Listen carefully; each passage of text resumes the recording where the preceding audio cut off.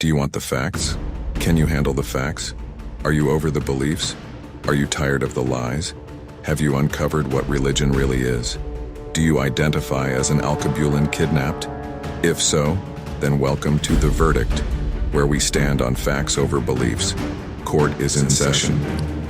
Court is in session. What it do, yeah? It's your brother man from the motherland coming to you guys live from the NY, back with another one of that Verdict show. For those that don't know who I am him, Jones, the NBIC. And of course, you know, I represent that R.O.D. Want to give a shout out to the YouTube family. Want to give a shout out to the ancestors. Want to give a shout out to the creators. Want to give a shout out to all the Alkebulan deities that walk amongst us, that dwell around us, that do the things for us to allow us to be who we are today. And that is the Alkebulan kidnap. Round of applause for that. Turn that up. Yeah, man. We're going to have a phenomenal one today, man. My apologies. I was supposed to come on at 4. Lost track of time putting these things together. This Verdict show today, this is a very special one. I dedicate this to all my sisters, especially my loyal ones. You know what I'm saying? My deadly lioness. No, not her. Black Girl Magic, Bantu Princess, you know what I'm saying, and all the other sisters that be tuning in, that be leaving all the feedbacks, the comments on the side. I decided to do this for you guys because you guys are always, and when I say you guys, I'm speaking mainly for our women. Our women is always to be getting the short end of the stick when it comes to history, right? History is never spoken from the eyes, the conquer, the misleading, the whole thing that comes along with being a woman. The history seems to just put that to the back burner unless it's something monumental for them, like Cleopatra and stuff like that. You know what I'm saying? Like they have to benefit something out of it for it to be considered a history to be spoken of. But today we're gonna have one. For some that don't know, the Haitian Revolution took place January 1st every year.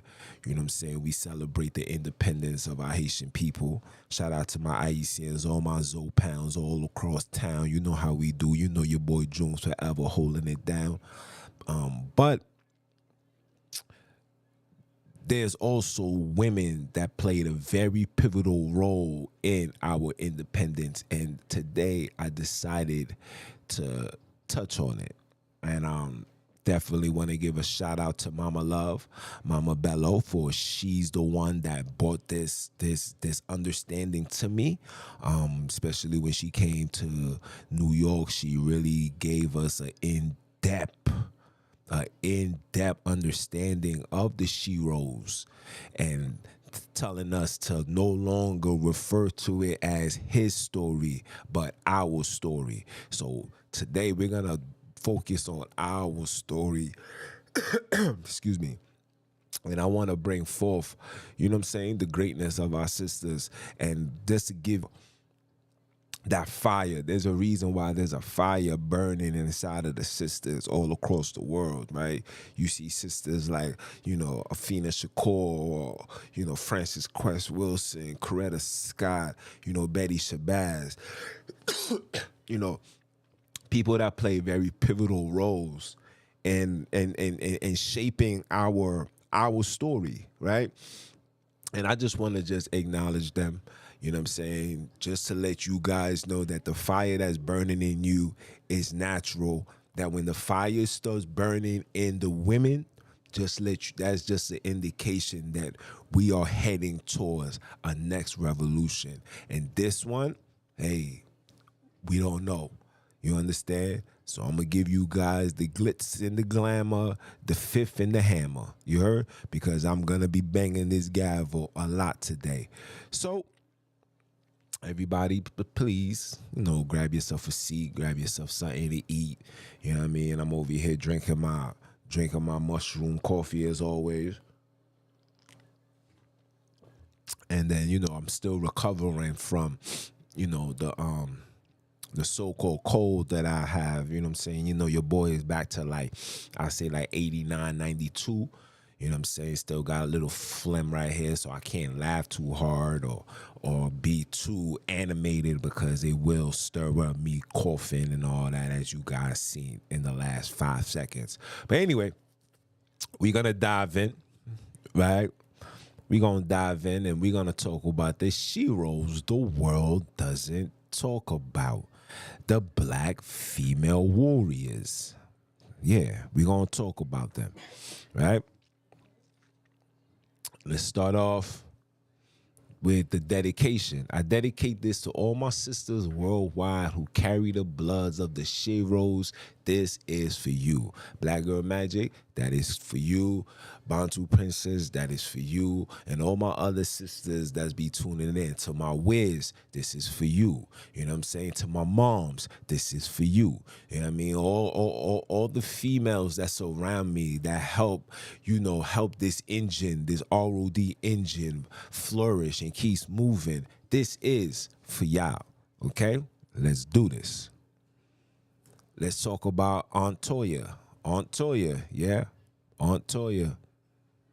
Now, you're going to ask who's Aunt Toya? I'm going to show you who's Aunt Toya. Let's go. It says, Agaberia Toya was a fierce and revered warrior celebrated for her remarkable skills and unwavering courage in the service of the kingdom of Dihominy, rising to the ranks of the Garu general within the all-female army that served under King Dada Tekabisu. She was not only a leader, but also the guardian of the king's personal security, earning the admiration of all who knew her. Now, you guys are probably saying, wait, what? Yeah. The movie, the Black Panther movie, with the king and the king having all these female warriors, yeah, they got that from right here. Okay, this is the origin of it. Okay, and just a FYI, we had plenty of female warriors. Like I said, the more I start doing the research and the studies, and I start looking into, I come to the realization that everything that we was told is lies. You know what I'm saying? Like, women played a very pivotal role in warrior in the army. Women played a very pivotal role in making laws. And then we had female rulers. We had female queens. We had queens all over the world. It wasn't just so-called Queen Elizabeth. We had queens all over the world. All right? Okay? So I just wanted to just throw that out there. But anyway, let us continue. I don't want to digress. It says in 1755, disaster struck when Toya village fell victim to a raid by who other than the Euro-Christian slavers. What followed was a battle that would entice her name into the annal of history.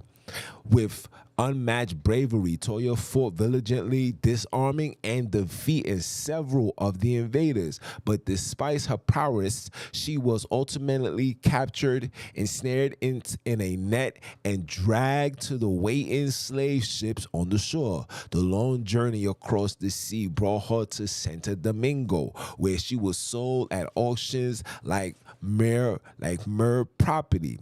Humiliated but far from broken, Toya found her way to a plantation. She could not be contained. In a daring escape, she fled into the mountains, determined to build an army of freedom fighters. They stretched into nights, but no one seemed ready to join her cause until faith led her to a runaway woman on the verge of childbirth. Toya, ever compassionate, stopped to help. Now, before I proceed to give you what you need, you see where she says she went day and night looking for freedom fighters. Now, it's the same thing that you see now, right? Where you see a lot of women waking up, and not just waking up, but waking up in spite of looking for men to step up to the plate as well. Like, yo, what we doing, et cetera, et cetera.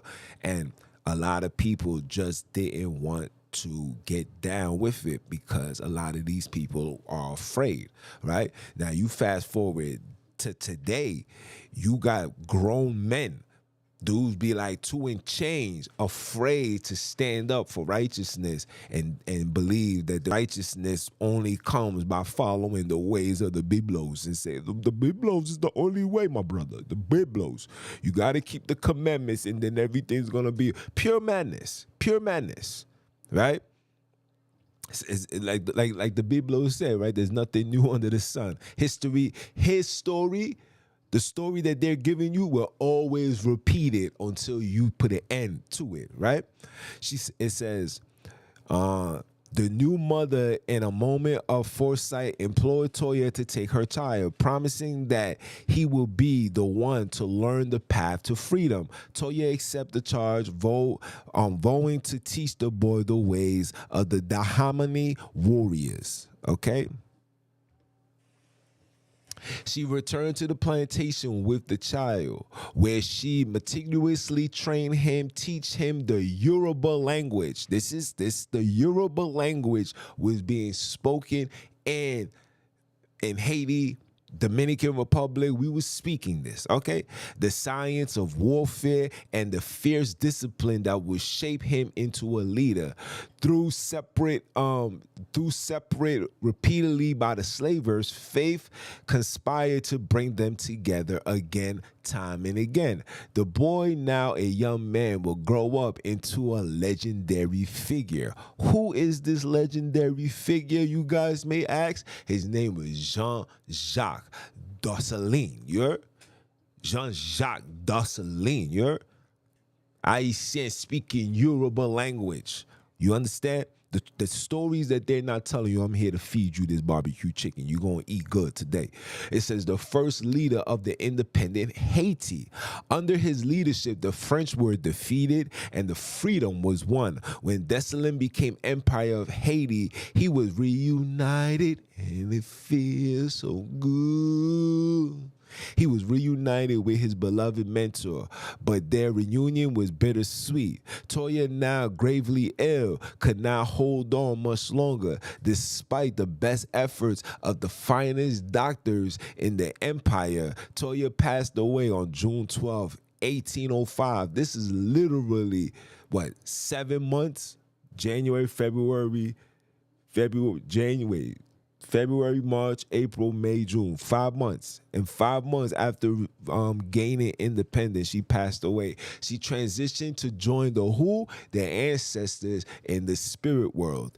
Empire Dessalines, ever the warrior and loyal to those who had shaped his destiny, ordered the most significant and simple funeral ever seen for a free black empire. With his military in tow, he ensured that Toya was honored in death as she has been in life, strong, revered, and free. Okay? This is right here. This is the queen. This is Anakana. Okay? This is Anakana right here. All right, I forgot to put it right here. My bad, guys. This is Anakana. Okay? The Kishakisis, queen, that's what it means. It means queen. Born to a royal court of the kingdom of Haiti. Early on, she exhibited many talents with spiritual powers, intelligence, great auditory skills, and the ability to inspire trust in the people. She was a fine singer, a poet, and a sportsman, too.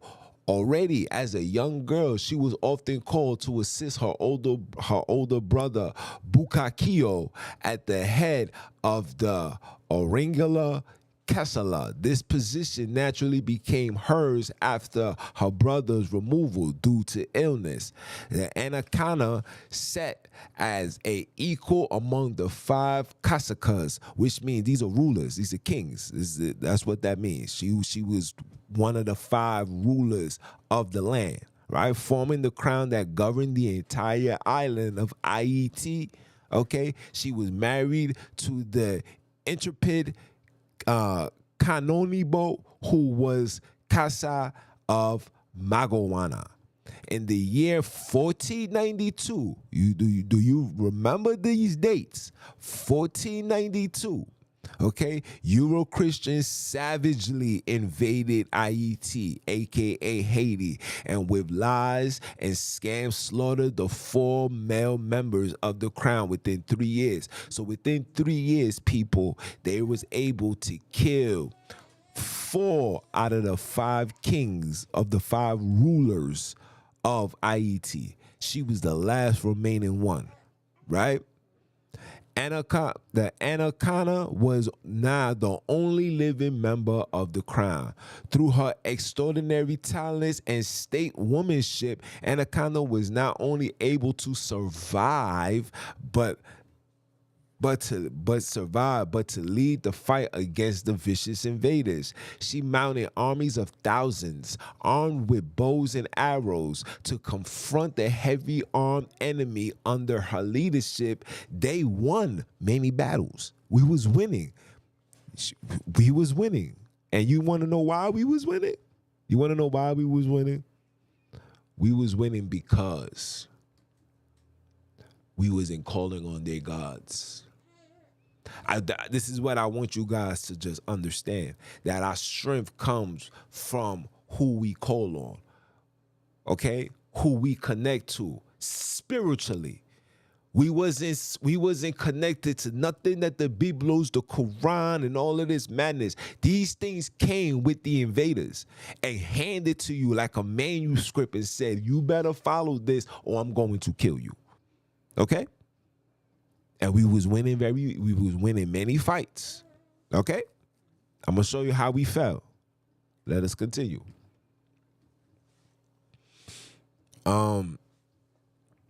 Next page. It says, due to the success of the Kasaki Anaconda's resistance, the Spanish crown sent a new governor to attempt to crush her defense. The ruthless Ovando, that's his name, Ovando, sent a peace offering to which Anaconda eventually agreed. It ended up being a trap. And Anaconda was captured. She was tried, found guilty for treason against Spain, and sentenced to death. Listen carefully. Look what they offer her. Listen. Honey, I hope you're listening too. It says she was offered clemency if she would convert into what? Catholicism.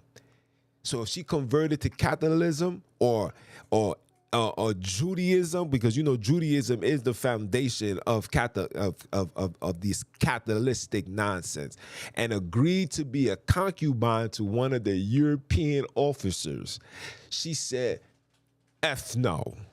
She refused, and Kasakana was then hung and burned at the stake on October 3rd, 1503. Anaconda's legacy lived on in her nephew, Kasaka Henry, who led one of the most successful resistance efforts in the new generation Taino's history.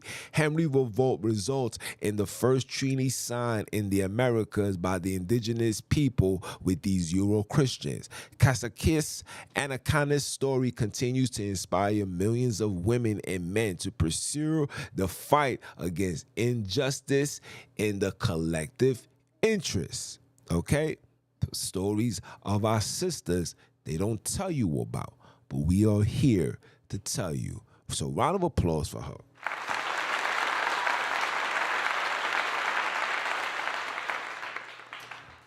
Yes, yes.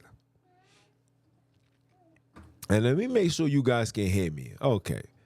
Because the last time I was told y'all couldn't hear me. Mm-hmm. Senti Belair, the lieutenant. You heard? The lieutenant. Lieutenant Santi Belair was an officer of the Revolutionary Army of Santo Domingo.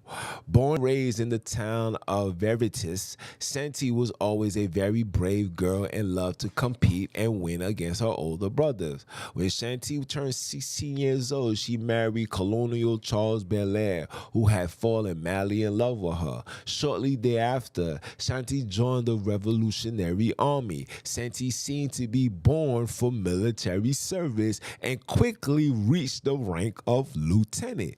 In the year 1801, Leopold Bonaparte, now the dictator of France, sent an expedition of over 20,000 soldiers to re-enslave the black population of Santo Domingo.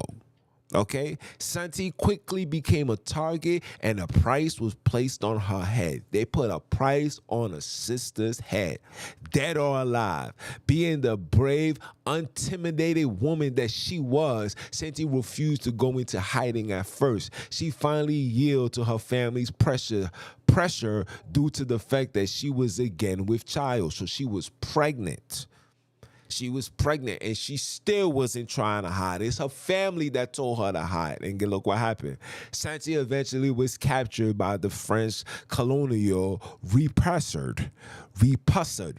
When General Charles Belair learned of his wife's capture, he turned himself into French authorities, requesting that they take him instead of his wife. Guess what? They both was arrested and found guilty and sentenced to execution. Okay? These are the same people that was giving you religion. These are the same people that gave you the Biblos. These are the same people that had the Berlin Conference. These are the same people making you call on their gods. And then got black people looking super stupid and dumb, thinking that the God of the Biblos is the God of African descent. Man, I cannot make this stuff up, bro. This joint gets me so furious when I see stuff like this. That we got dumb niggas running around thinking that they know it all when they don't know absolutely nothing, bro. Absolutely nothing. Okay? Let us continue. On October 5th, 1802, in Cape Francis, Santi and Charles Belair was bought out by the French for execution. Charles was given the standard execution for a military officer, death by the firing squad. As she looked at her husband, she encouraged him to die bravely. Okay, Santi was to be executed by decapitation. So they killed the men, shoot them up. The women, it was designed for them to cut off their heads. These are the same people that brought Jesus to you. These are the same people that brought Catholic, Islam, Judaism. They're the ones that brought this religion to you.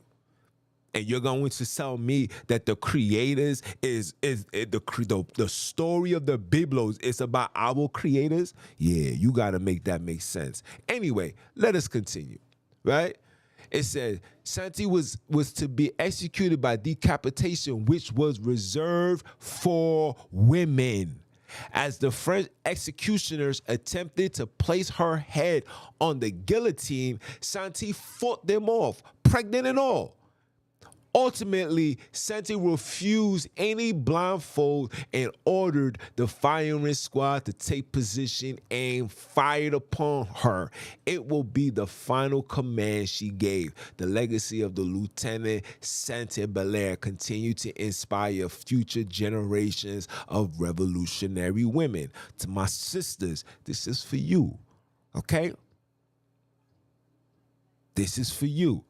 This is for my whiz. This is for all my sisters that sees the nonsense that's going on and want change. Understand, when push comes to shove, all of you guys talk crazy sounds good because everything is good. You wake up, you know Monday you're going to go to work. You know Friday you're going to get a paycheck. You know everything is good. I just want you to know that it will come a time where stuff like this will repeat itself. Where would you stand? Are you really going to stand for righteousness?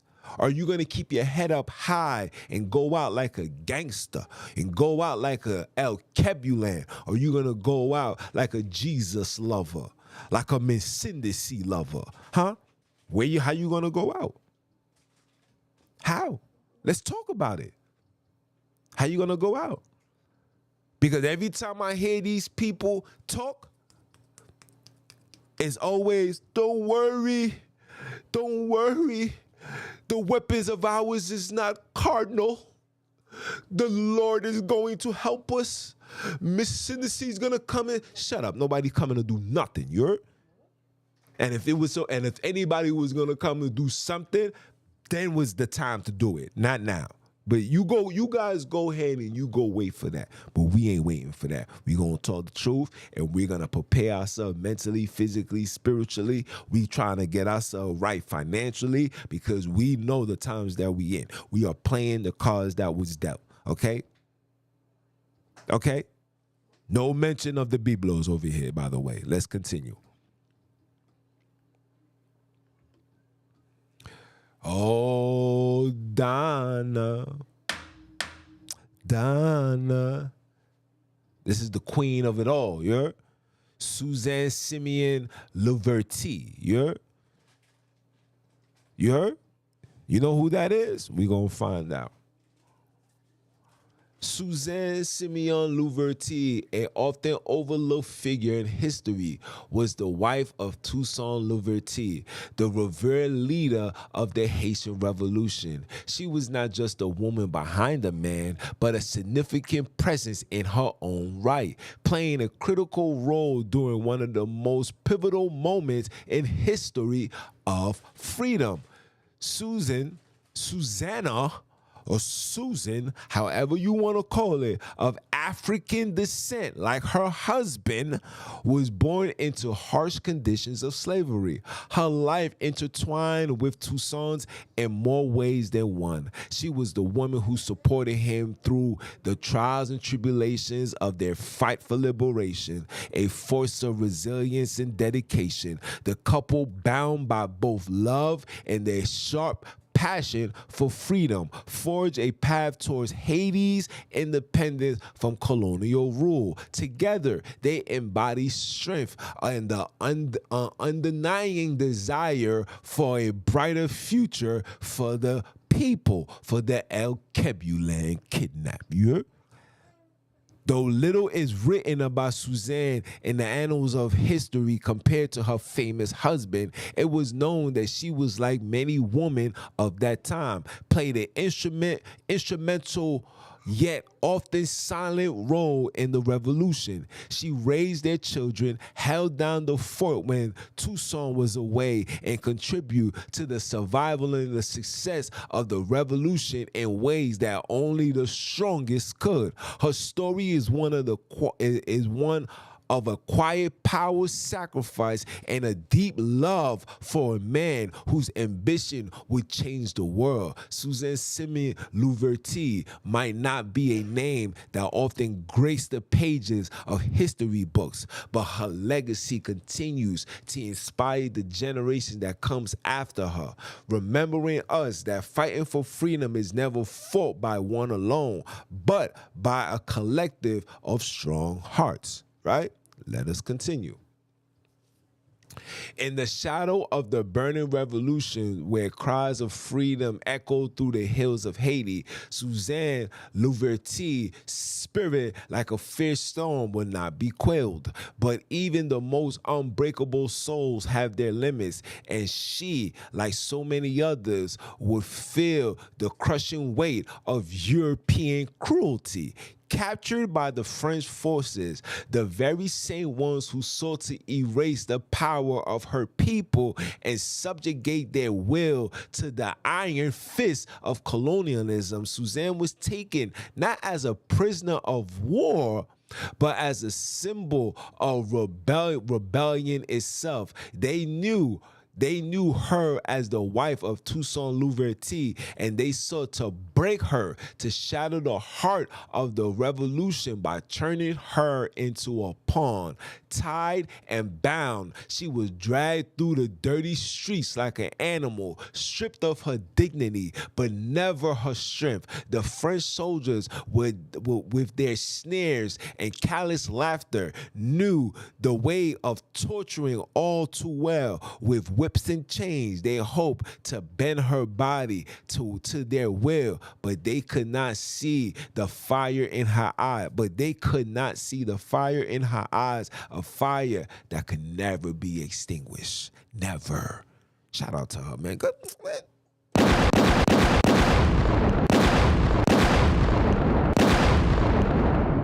Shout out to her, man. Warrior.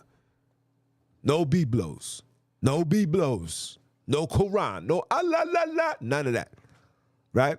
It says her captors with their twisted minds stepped into a legacy of slavery and hatred, sought to break her with every lash, with every insult. But Suzanne Louverture refused to let them see her pain. Through her body trembled under the weight of the cruelty. Her spirit stood tall, undefying like the mountain peaks that surrounded her homeland. They tried to silence her with the sharp sting of torture, but Suzanne knew that her voice, her strength was a weapon far more potent than any blade. Even in the darkest hours, even as her body was pushed to its limits, she held onto the truth, onto the facts that no chain could bind her soul. She was not just a woman of the flesh and bone, but a symbol of defiance, a mother of revolution. In these moments of suffering, Suzanne was not broken. She was made stronger, more resilient. The French could steal her body, torment her, but they could never claim her heart. She knew that the flame of the revolution would never die, not as long as her people's blood ran through the soil of Haiti. Her suffering would never be forgotten. Her courage, her echoes through the ages. Suzanne Louverture became a silent warrior. Her pain woven into the fabric of that revolution that would tear the chains of the colonial oppression apart. And through her name had been lost in the shadows of history, her legacy remains unbroken, a testament to the strength and the spirit of a woman who fought for freedom no matter the cost. Are you dumb? Oh, are you dumb? Round of applause for her.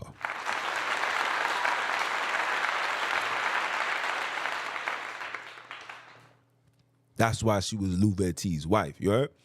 For every great man is a great woman. That's how it goes, hand in hand, side by side.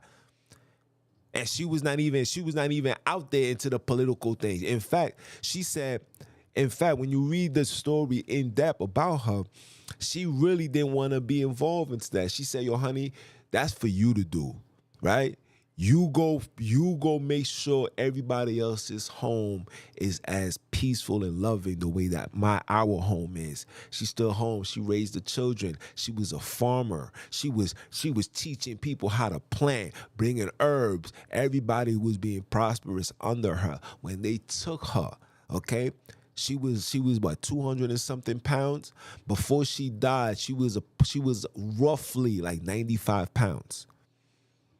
They didn't feed her for months.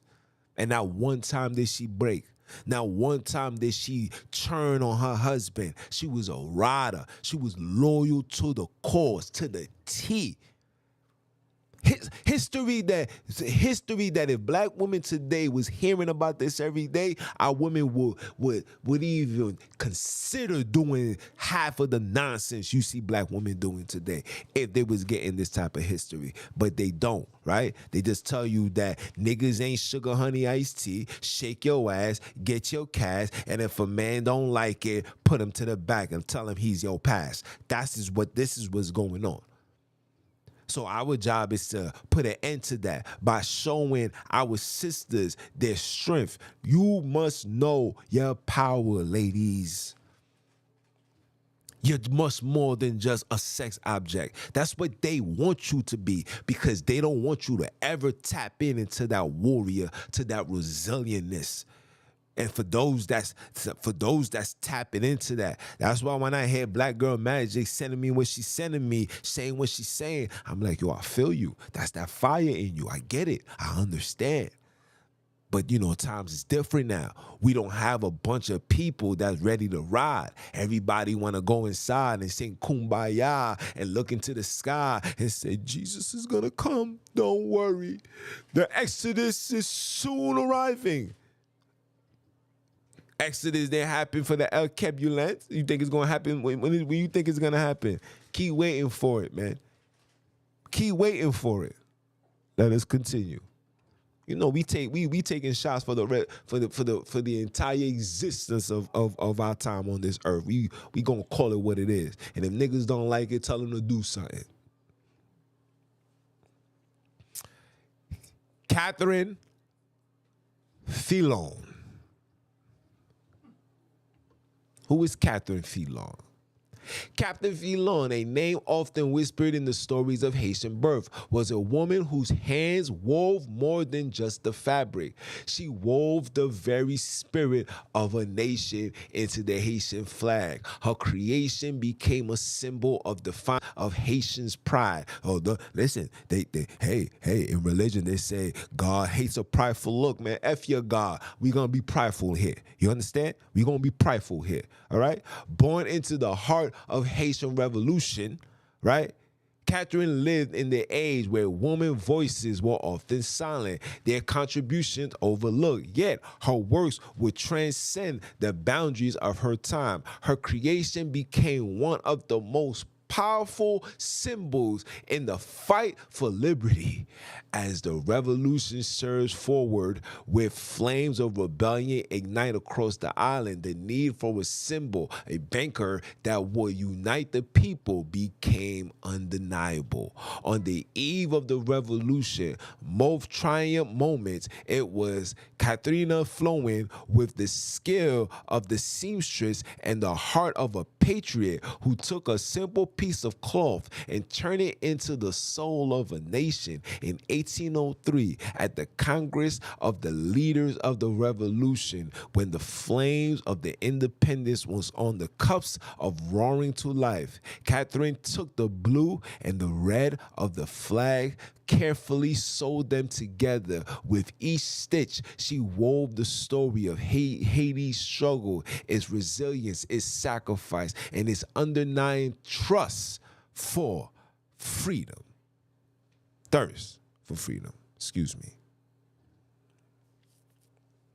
The colors of the flags were no accident. The blue symbolized the unity of the black and the mulatto people, born of the bloodline that has been forced into slavery but now stood together hand in hand against the forces of tyranny. The red was the symbol of the blood that was spilled on the soil of Haiti, the sacrifices made by those who fought and died for the dream of freedom. And in the center, the coat of arms with its vision of a nation that would stand strong and free. Catherine's hands, steady and sure, crafted a symbol of revolutions, of resilience, and a future where Haitians could stand with pride. She was not a soldier of the front lines, nor a general commanding armies, but in her own quiet way, she was a revolutionary. Her needle as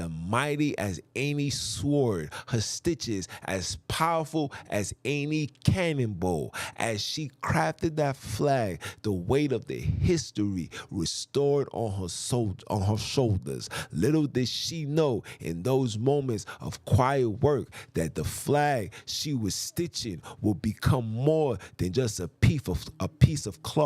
It will be a symbol of hope for the oppressed, a banner carried by those who would follow the path of freedom. Remember that resistance was not only fought with weapons, but with very spirit of creation. Catherine name may not be widely known as some of the revolutionary generals, but her creation, a symbol that waved in the wind with the fierce pride, was a testament to her contribution to the nation she helped birth. Haiti's independence, fought for by many and dreamed by all, would forever carry the mark of her hands, a woman who turned fabric into freedom. Woo! Her legacy lives on, not just in the flashy designs, but in the hearts of all who fought for liberty. She was a quiet giant of history, her story stitched into the fabric of a nation that will rise above the darkness, or should I say, the whiteness of slavery, to become a beacon of hope for the world. Round of applause for her, too. Round of applause for her.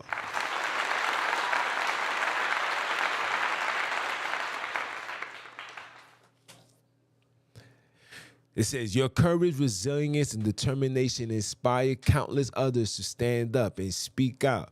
Through your battles may be fought in silence, your impact echoes loudly across communities and generations. You are the unsung heroess, standing strong against adversity, championing causes that uplift and empower. Your stories are a testament to the power of unity and the strength found in diversity. As you continue to challenge norms and break barriers, remember, this is for my sisters, that your efforts are not in vain. You are lightening the path for future leaders who will carry forever the legacy, your legacy of the change and justice. And that's all we have, folks. Round of applause for that. Yeah. The beautifulness of your El Kebulan sisters, man. The untold story. Why they not telling this? Why aren't our sisters learning about this? Why they learning about Beyonce and Meg Thee Stallion and Lil Kim and going to the gym and living a life of sin, right? Why are they being fed this? Why nobody ain't telling our sisters how strong they was? And there's so much other sisters that I left out. You know what I'm saying? Maybe I'll do a part 2. So much. And then we're not even going to talk about the sisters in America. My personal favorite sister in America, of course, will always be Frances Cress Wilson, because Frances Cress Wilson stood before these people and told them about themselves. When they try to belittle her because she was a black girl standing in a room full of Europeans and men, she held it down and had them like literally be quiet. Like, damn, shorty knows a lot. Yeah. You know what I'm saying? So she will always be my personal favorite. You know what I'm saying? And if you want to read something about her, man, read her most phenomenal book, the best book ever. One of the best book evers that surpassed the Biblos and understanding after Biblos. Throw that to the garbage, right? It's called the ISIS Papers. If you never read that, take a time out and read that, man. Okay? But we're not going to stop there. We're not stopping there. Hold on. We're not stopping there. I wanted to show you guys something that I was looking up. Matter of fact, hold on. Give me a second. Yo, hon, can you do me a favor? Where you at? Yeah. Come.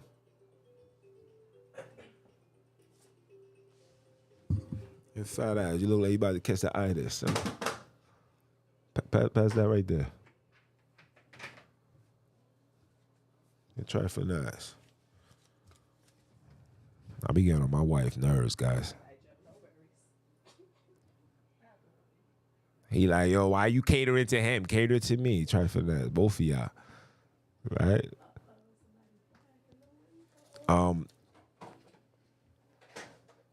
Let me show you guys this. So now you guys know I got this book called The 250,000 Gods. And I wrote down 10 gods and goddesses of the El Kebulan people, right? Now, looking into this, I was able to uncover a lot of information. And yeah, like I said, a lot of it does not add up to the foolishness that we was told that came with the Biblos. A lot of it did not add up. So of course, you know, I'll be looking into it. And this is what I found. So I'm gonna show it to you. Let me share my screen here. Let me share my screen. Let me share my screen. Let me share my screen. Let me hold on. You're, it's making too much noise. No, I'm not passing nothing.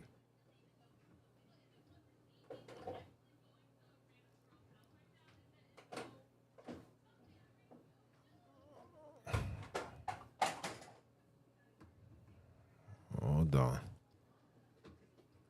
Let me share my screen with you, guys. Let me share my screen. Let me share my screen. Let me share my screen. Let me share my screen. Let me share my screen. Let me share my screen. All right, move up just a little bit. Where was I?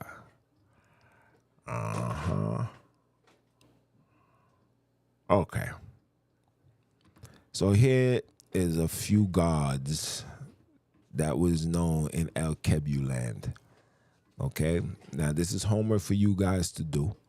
I don't want you guys to, you know, not hear these names and not do the necessary things to find more information about these things, because this is what we are doing. We're just opening the doors that, you know, religion wanted to keep closed from us, right? And we're not listening to people that's trying to uphold Euro-Christian ideology. You know what I'm saying? Like people trying to discredit El Kebulan ways and customs and say that this is why you fell. You're calling on the gods of the Africans that destroyed us. The only person that destroyed us was you. Okay? That's the only people that destroyed us was anybody that's upholding Euro-Christian ideology. All right? Stop with the madness. Okay?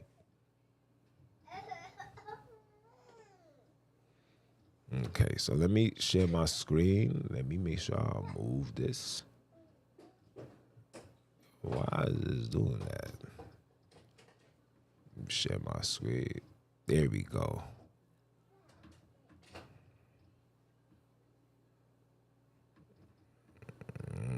Okay. So this is a god of Yoruba. Okay, this is Aji. Aji.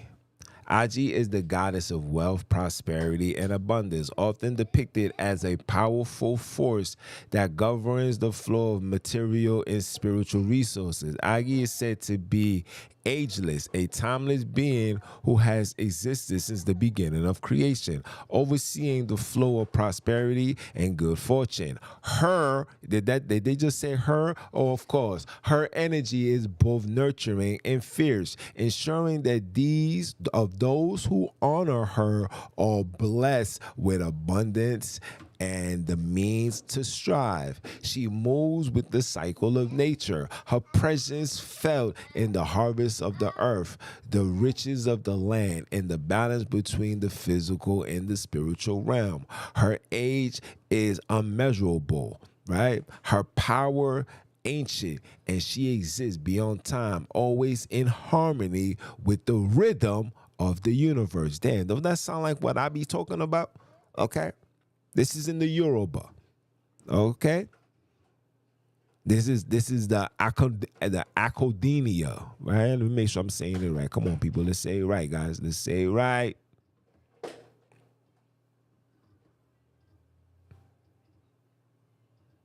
Alkanati.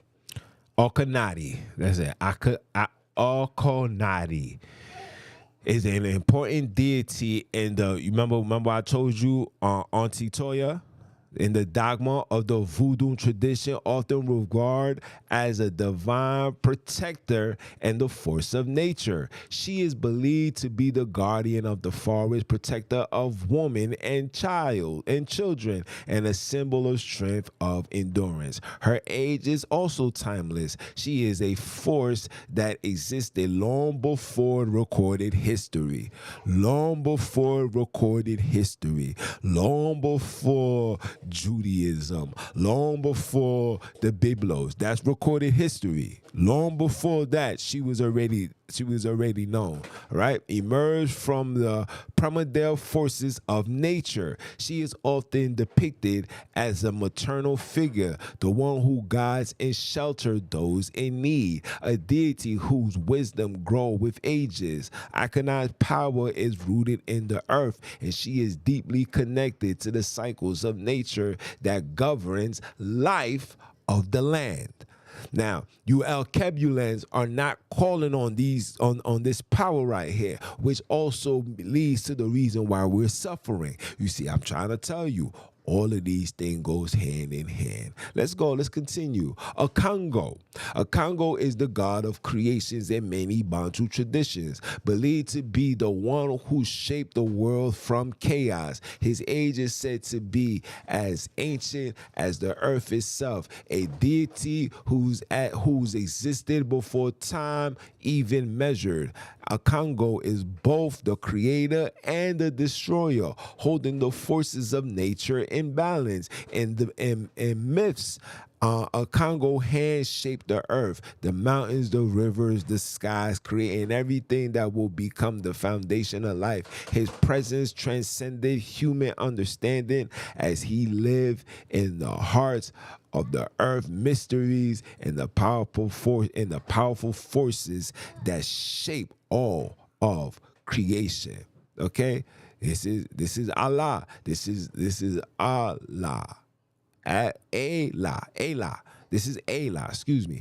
Ayla is the Igbo goddess of earth, the fraternity of land, and the keeper of their ancestors. Her age is unmeasurable as she is the very essence of the earth's wisdom, existence since the first breath of life.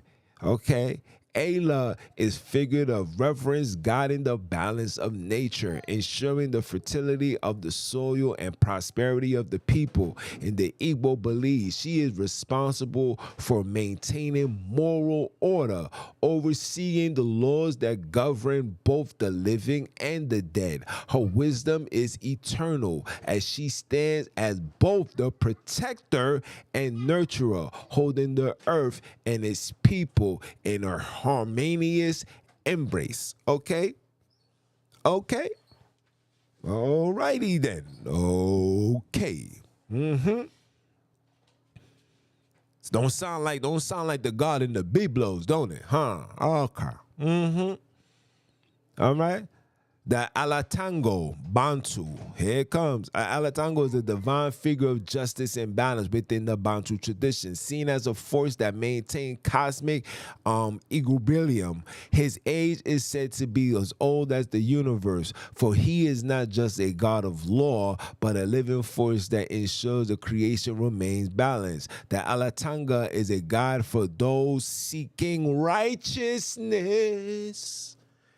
Let me bang the gavel on these heathens. Bang, bang, bang. And the gavel on you heathens. Okay? A deity whose very beginning is connected to the idea of balance of fairness. He ensures that the forces of nature and the living of man stay aligned with the divine will. The wisdom of Alatenga spans the Aenos, his powers growing with the cycle of life and death, forever ensuring that justice prevails. Now here's the Amon.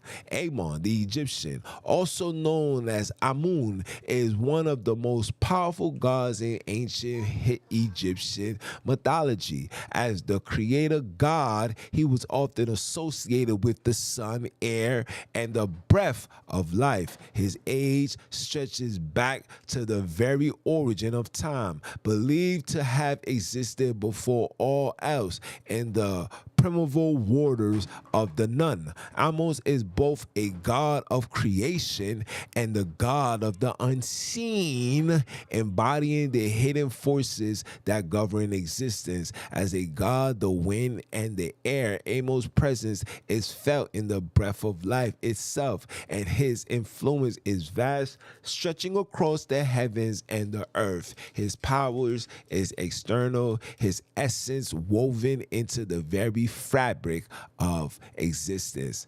Now, this is the Aondo. Aondo is the supreme god of the Thai people of Nigeria, believed to be the creator of the world and the source of all life. His age is as ancient as the stars, as he is taught to be he is taught to have existed before all things, bringing life to earth and guiding the people with his divine wisdom. The Anodio is both a creator and a sustainer, ensuring the balance of nature, maintaining that the harmony reigns among the people. His essence is woven into the hearts of every living being, and his governing the force of nature. His power is felt in the skies, in the rain that nurtures the land, and in the pulse of the earth beneath the feet of those who walk upon it. Whoa. The R.O.D. R.O.D. is a powerful and revered god within the Yoruba pantheon, often associated with the power of sky, storm, and the forces of nature. His age is ancient as the thunder and lightning crack through the heavens. His presence a force that governs the natural elements. The R.O.D. is a deity of power and unpredictably embodying the storm fury and the calm that follows. His voice is like thunder, his movement is like lightning, and his influence is felt in the winds and in the rain. He is both the god of destruction and creation. His power shaped the world with every burst of energy he releases. Okay? This is the Arobati. Is a powerful spirit of God in the Mendi tradition, associated with the force of the earth and the cosmos. His age is ancient, as he is believed to have existed in the earliest days of creation, serving as a protector guided to the people. Okay? The Arabati is often seen as a figure who embodied the balance of life and death, ensuring that the natural world remains in harmony. His presence is powerful but also subtle, as he works behind the scenes, guiding the flow of energy in the universe. Okay? The Arabati's wisdom transcended time. His influence felt in the deepest part of the earth. Okay? It says these gods are timeless, their stories woven into the very fabric of African spirituality. They stand as guardians of nature, creators of life, and keepers of balance, figures whose powers and influence stretch across the ages. Their legacy lives on in their hearts and the minds of those who honor them. Okay? Now, I said, why are all these gods men? Where is, or who is their female counterpart? Look. Okay? Let's see what this says. It says, in the rich, diverse spiritual tradition of Africa, the gods are often presented as powerful, commanding figures, being who embody the force of nature, creation, and the universe itself. But while many of the gods are males, this does not tell the full story of African spirituality. For every god who raised from the earth or the skies, there are powerful female counterparts who balance the cosmos scales whose stories might have be less sung but no less essential. Okay, the spiritual world in the most profound sense is a dance between the masculine and the feminine, a eternal balance that transcends the physical realm. These female counterparts exist not as more reflection of their male counterparts, but as active forces that create, sustain, and protect the world. To view the divine without acknowledging, listen to what it says, to view the divine without acknowledging the female is to ignore the very core of creation itself, the womb, the nurturing force, the protector of life. Okay? Okay? Now I just mentioned those females. This is them right here. Okay, the forest goddess. Okay, the Ayla, the Earth's mother, is the powerful Earth goddess in the Igbo tradition. She represents the fertility of the land, the harvest, and the sanctified of the ancestral practice. She is the mother figure, both nurturing and powerful, who watches over the well-being of her people. Her age is old as the soil beneath our feet, and her wisdom is as deep as the roots of the tree. The earth itself is her body, and her spirit is the force that guides the laws of morality and justice. Without Ayla, the people will have no guidance. She is the mother who maintains the balance between life and death. Oh, is this Oshun? Oshun is one of the most beloved deities of the Yoruba pantheon, the goddess of love, fraternity, and the waters. Her beauty, grace, and her wisdom embodies the feminine power of nurturing, compassion, and fertility. As the goddess of rivers and fresh water, Oshun is the life-giving force that flows through the vines into the veins of the earth. She is the mother who nourishes all that she touches, and her gentle ways she creates life, bring forth the new and the beautiful. Oshun represents the sweetness of life, the love that binds people together, the kindness that sustains communities, and the power of the feminine spirit to heal and create. And there's a whole lot more. Okay? You guys can read that. I'm tired. All right? Read it. Read it. Stop allowing people who has no recollection of African studies to come feed you Euro-Christian ideology and brainwash you and thinking that you're doing something righteous because they're able to change locations in El Kebulan and change locations to suit their biblos. And then I asked the same simple question.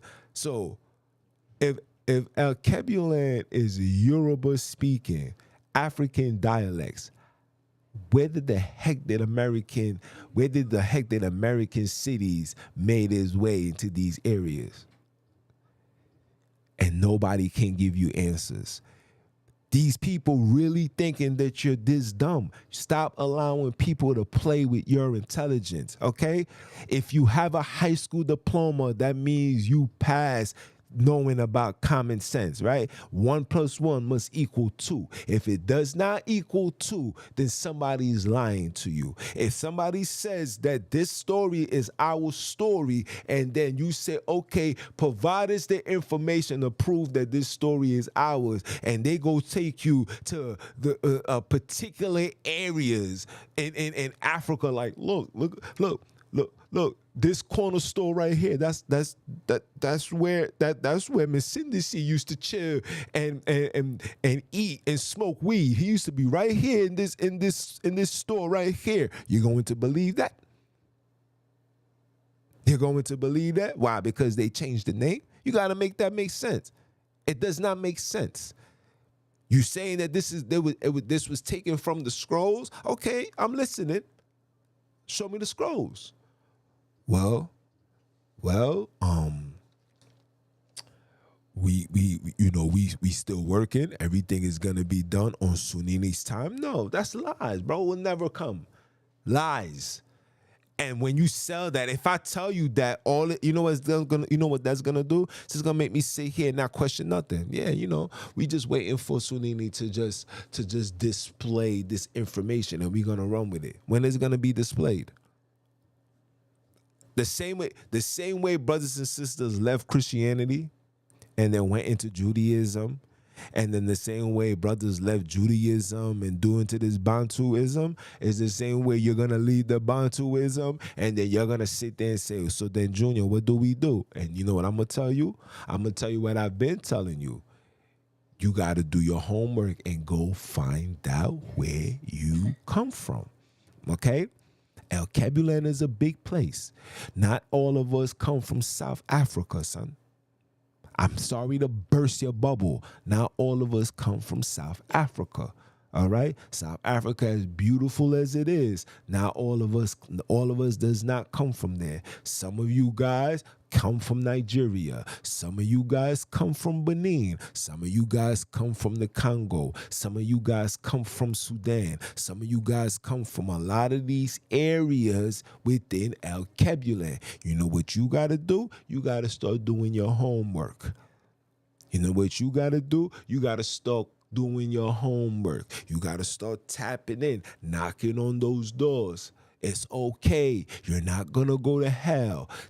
Trust me. Listen, after giving you this presentation for our sisters, if you think hell exists, where all of these things that these people went through, and the niggas that came to your space introducing you to this hell, if it really exists, then these people are warriors. Because it's pure madness. I'm just saying. So where do people go who do bad? I don't know. But I do know that story of hell does not exist. That story of hell, matter of fact, that's what I'm gonna do. I'm gonna give you guys a presentation about the origin of hell, where it comes from, who put it together, why it was put together. I'm gonna give it to you. Because when they came into your space, boy, then they tried to talk that nonsense. We wasn't listening. They had to force this down our throat. And, they was teaching this hell story to our children. I repeat, they was teaching it to our children. See, the origin of hell, you don't know what it was. The story of hell was a bedtime story. This is what the Greeks used to do to put the children to sleep. Why do they like these scary things? Similar to why they like scary movies right now. It's just in their DNA. They like stuff like this. So they used to do that. They used to, and children used to be like, oh, I want to go to hell. I want to feel the fire. That's where that story comes from, bro. I'm just saying. That's where it comes from. Does not come. Everything that these people has been telling you has been lies. All of it, bro. All of it. All of it.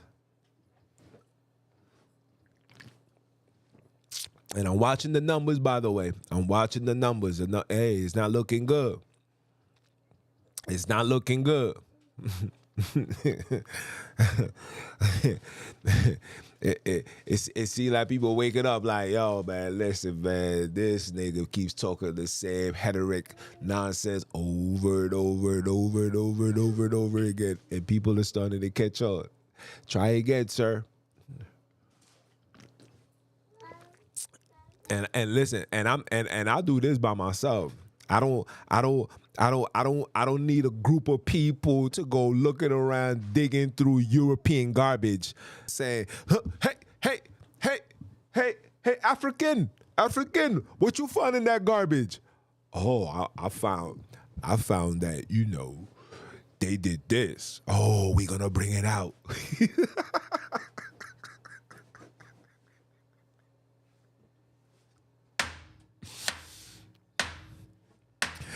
Bang the gavel. I'm banging the gavel, man. I'm banging it. He banging the gavel too? Bang the gavel. I look, even my son banging the gavel. Bang the gavel.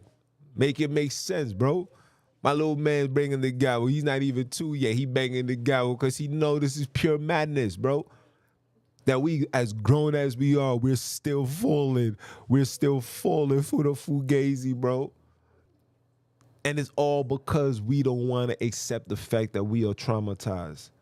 Do you not know that religion justifies and promote genocide of non-whites?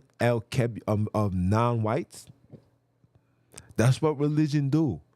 If I come to you and I whoop your ass and I do this and I violate your family, and then you're mad, you in the corner, pissed off, and then I wait for you to be a little calm, and then I come to you and say, yo, bro, look, man, I know you mad at me, but you gotta understand, God told me to do this to you because you wasn't following what we told you to follow, and this is what happened, and that's what happens. Okay? Okay? The commandments came into South Africa in 1892. Okay? Albert Christian brought that ideology, who studied under William S. Crowdy, who came into South Africa, who was told, I repeat, told directly to go to South Africa and bring forth this nonsense.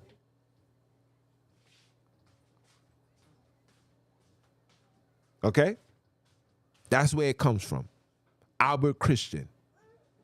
Prior to that, our people don't have no recollection. And if you want to do the date, hold on, let me do the date. 2025, take away 1880, let's put 1882. What you get?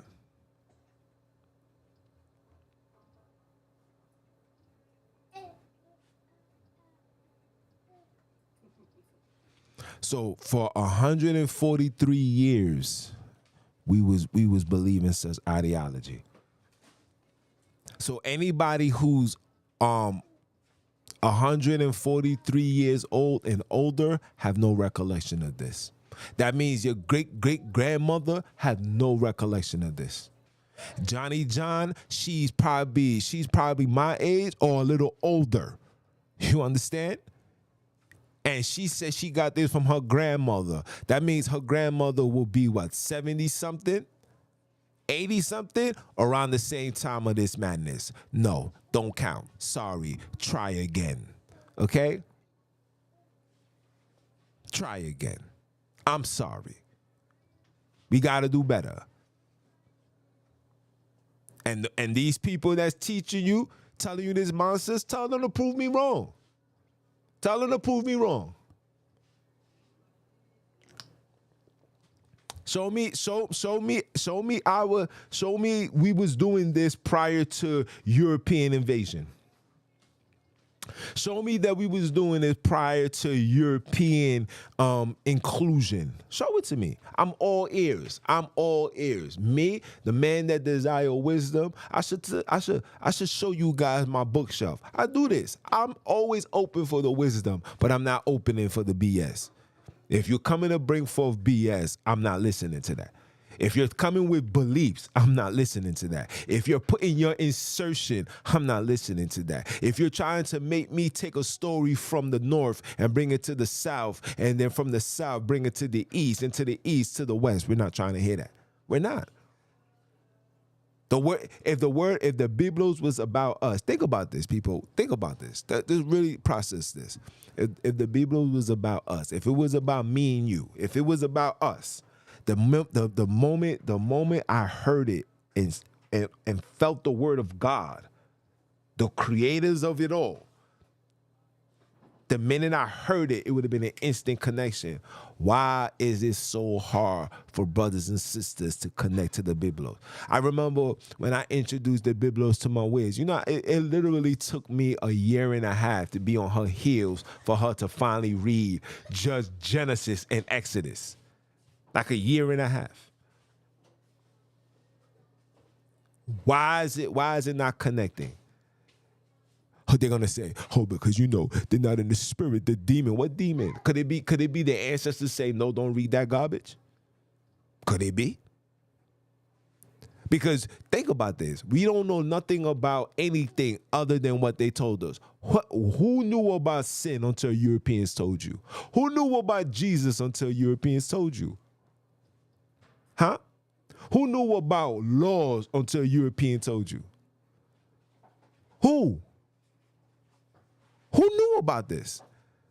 Understand that we was living peaceful, prosperous lives, minding our business. We were so righteous and loving that we didn't even expect these people to come doing what they did. When they did what they did, we attacked and we did what we did. But the problem is we kept forgiving.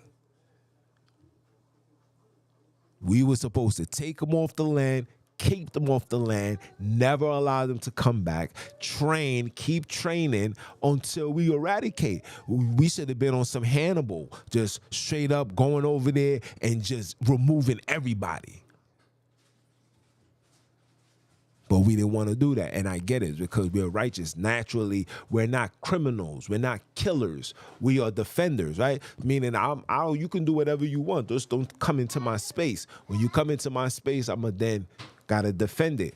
But by the time they come into your space, these people probably know who you are, know your strength, know your weakness, and then these people was having guns. We was still moving with spears. We was fighting. We was whooping their ass. Like hand-to-hand combat, whooping their ass.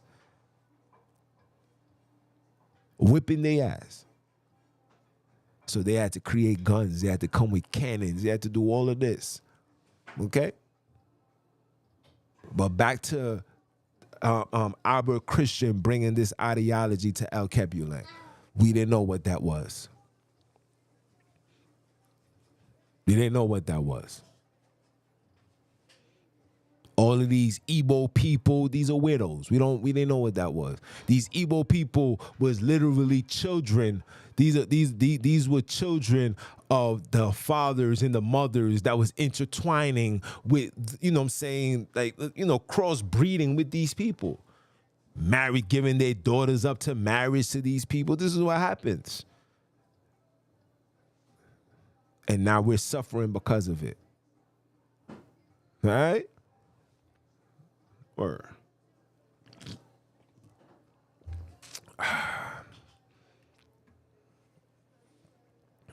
we're gonna enjoy the rest of this. We're gonna enjoy the rest of this seventh day.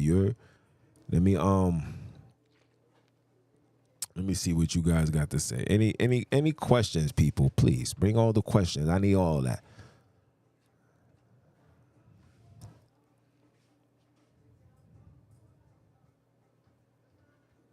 Oh, hey, welcome, family. Shout out to my fam. Listen, ladies, I hope this live, you know, sit well with you guys' soul. You know what I'm saying? Connect you back to your ancestors. Just give you guys some motivation and just saying thank you. Thank you, because now I understand why the fire is burning inside of y'all. You know what I'm saying? Every revolution, the fire starts with the fire burning within the children and the women. Once the women and the children start,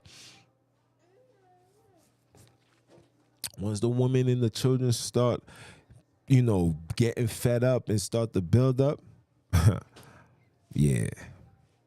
You know what I'm saying? But this is for y'all, man. I did that for y'all.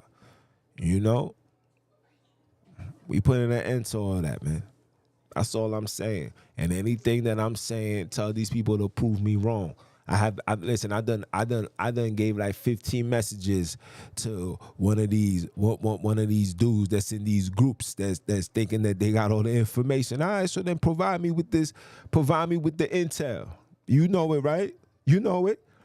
They stole it. They stole it from us. They took it from the Bantu scrolls. Did you see the Bantu scrolls personally? Did you see it personally? And and let me just give a FYI, right? On this verdict, we're gonna learn we're gonna learn El Kebulan dialect. Now, I don't know which one I want to learn first. I'm thinking about learning the Yoruba language, or I'm just gonna just flat out try to learn Isi Kosa because I can't talk with the click. Remember, the people that's teaching you can't talk with the click also justifies why you shouldn't. See, I could go. You see that? Uh-oh. Uh-oh. Uh-oh. And you know what? I used to do that since I was young.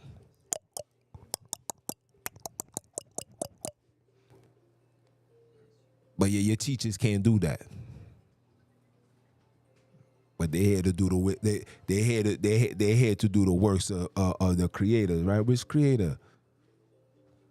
Mm-hmm.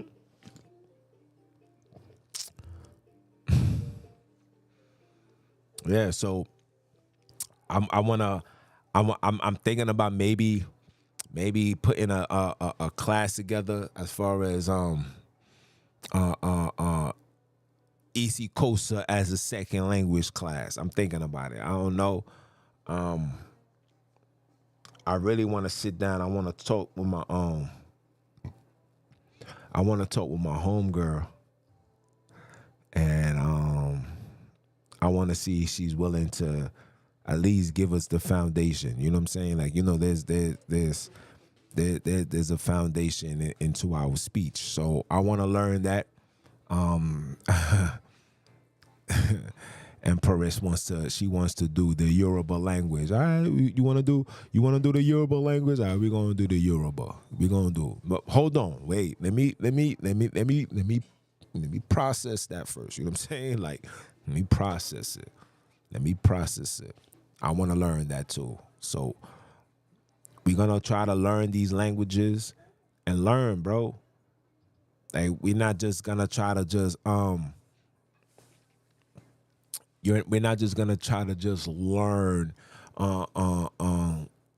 just anything just to learn. Like, we want to know, you know what I'm saying? So it can make us connect even better to our spirituality side, because in reality, our ancestors is not listening to no English language, bro. You know what I'm saying? It's like, you know, I and this is just my belief, you know, this is just me. I don't want people to take that what I'm saying as facts. I believe that, you know, in order for us to speak to our elders, we got to speak their language, not them converting into our language. We got to learn their language, right? Because I remember when I was young, and I had to go to Haiti.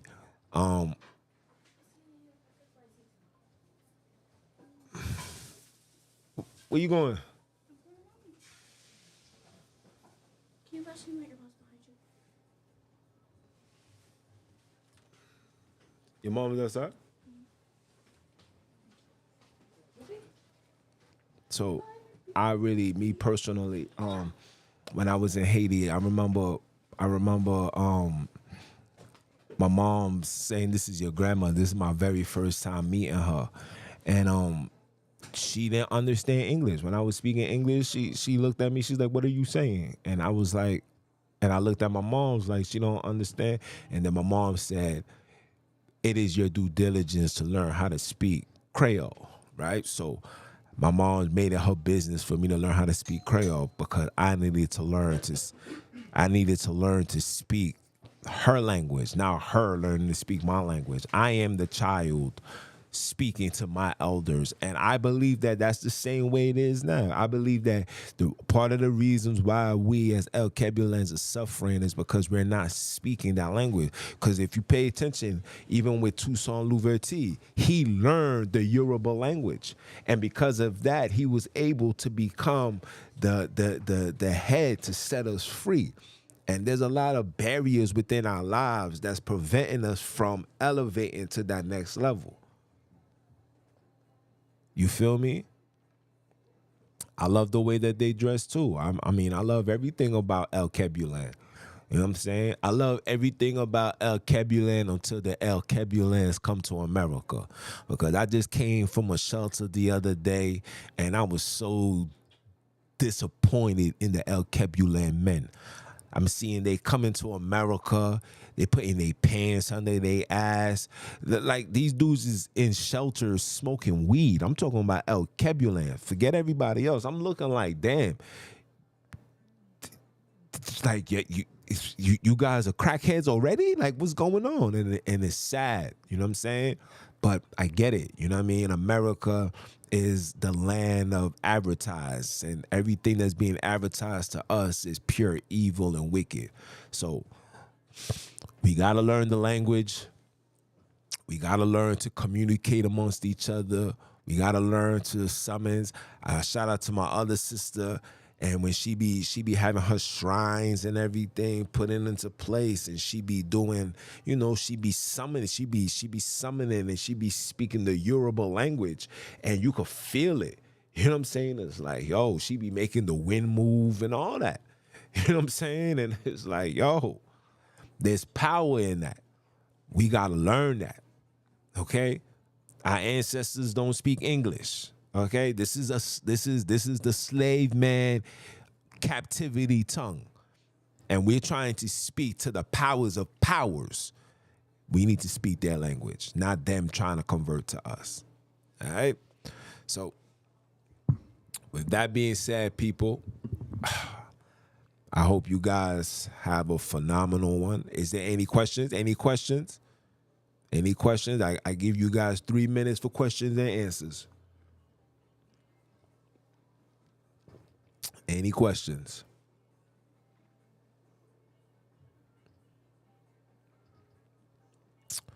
Oh, I got you. Oh yeah, look, definitely. I got you. She's on my TikTok. I got you.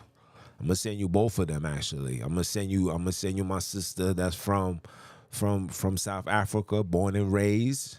Okay? Speak Isikosa, pure Isikosa.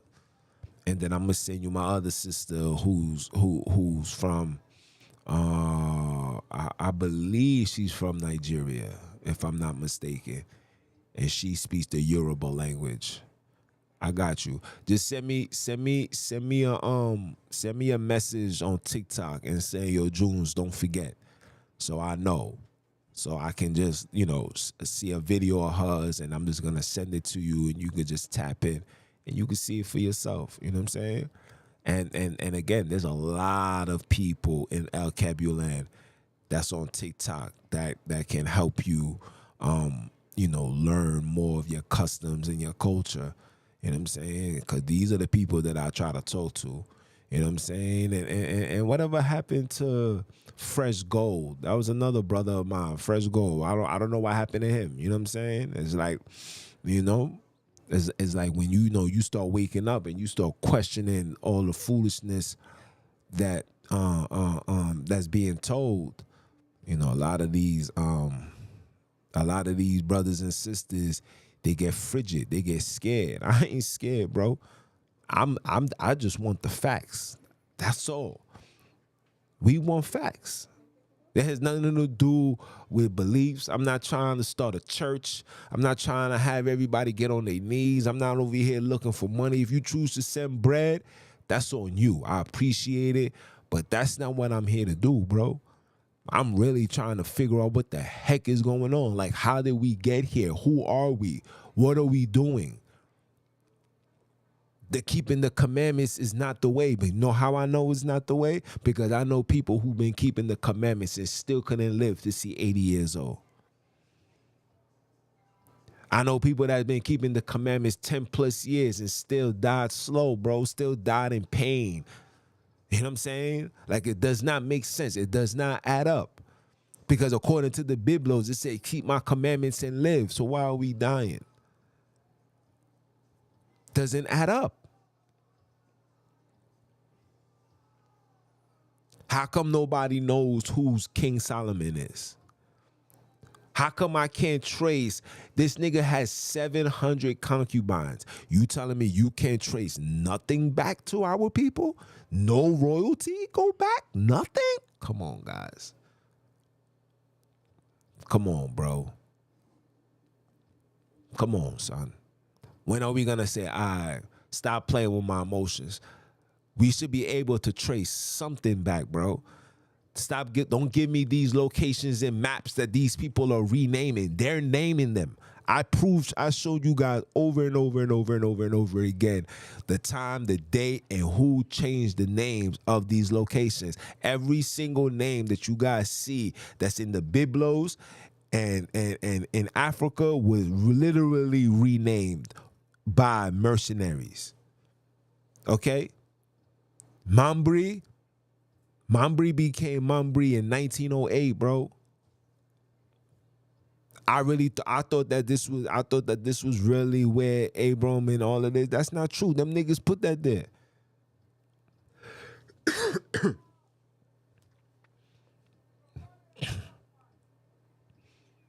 Come on.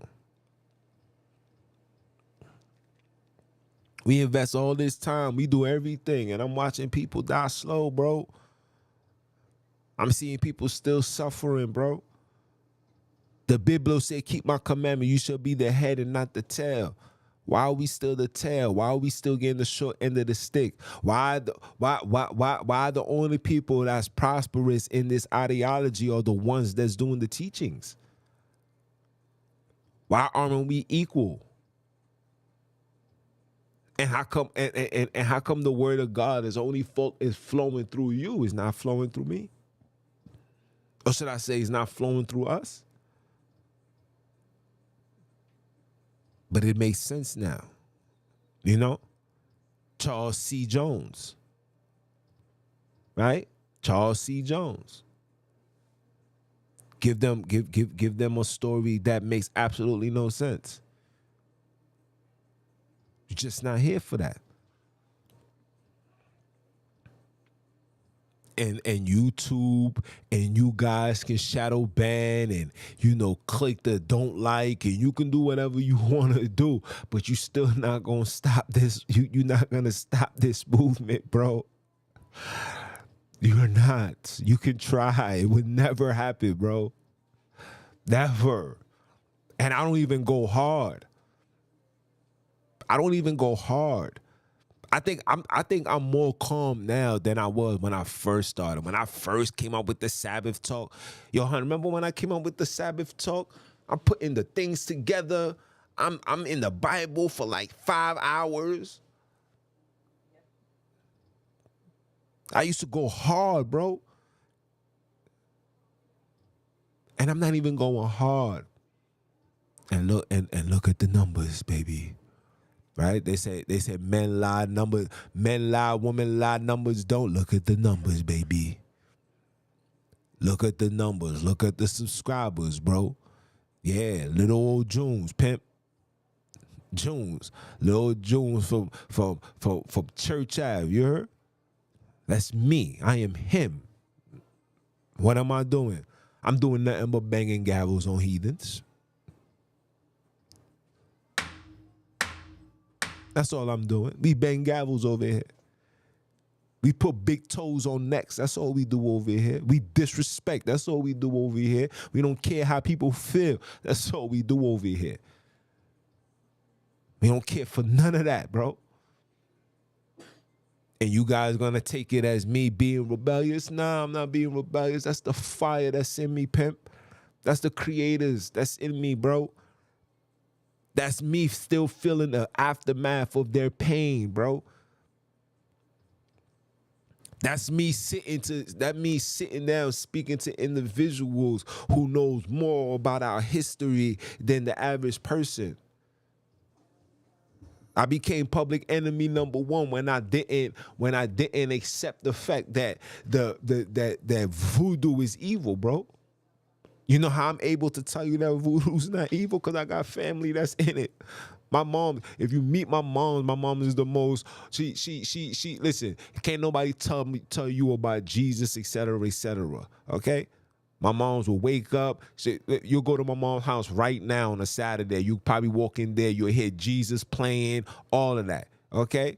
But ask my own mom. I say, yo, mom, so your voodoo's bad? She said, who told you that?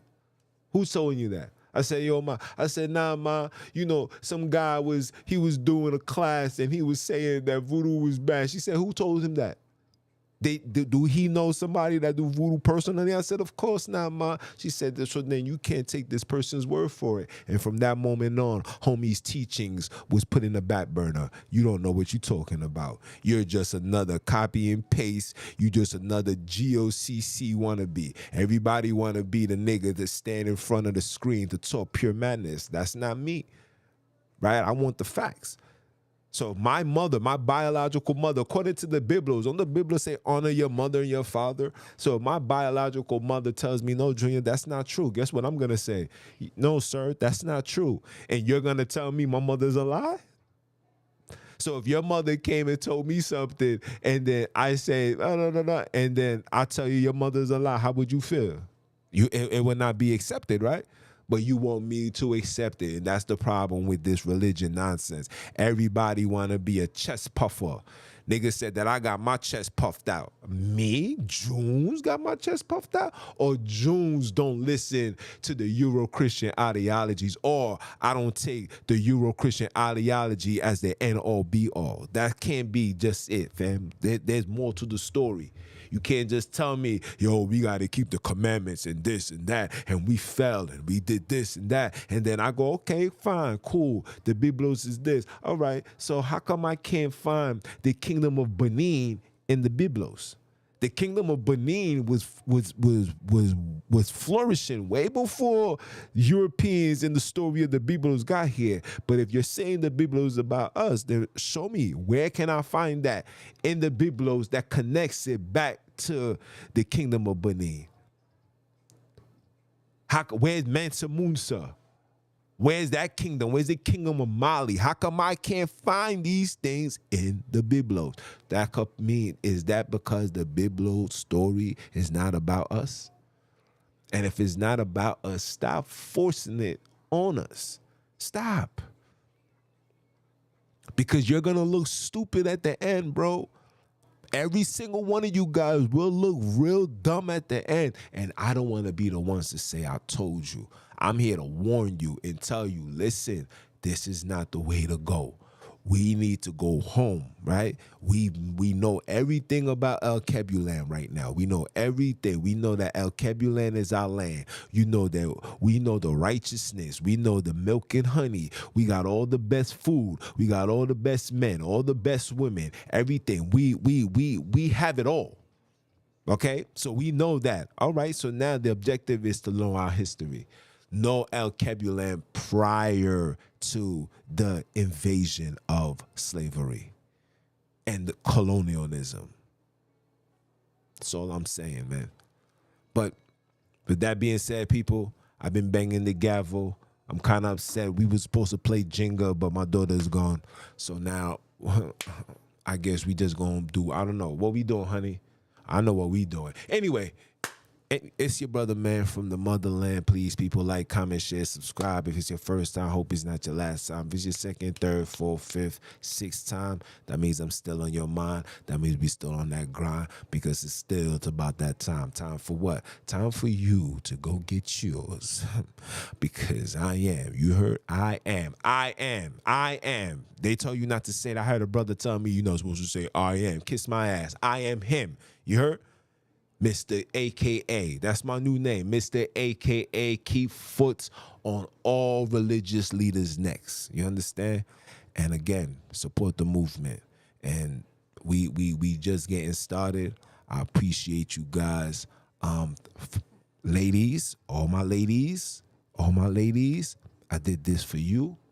I hope it encouraged you to continue fighting. I hope that fire that's burning inside of you, I just want you to know that there's a reason why it's burning the way that it's burning, okay? Because that blood, that El Kebulan blood, that Yoruba blood, that Bantu blood, the blood of your ancestors is still in you. They could try to whitewash it. They can try to infuse themselves, intermarriage and all that. Nah, that's sin y'all. It's in me, it's in you. And we're going to put it together. And if we got to shed blood for the world to feel our pain, then, hey, so be it. You understand? But with that being said, man, it's your brother man from the other land. I said from the other land. You hear me? It's your brother man from the motherland. And I'ma holler at y'all. One.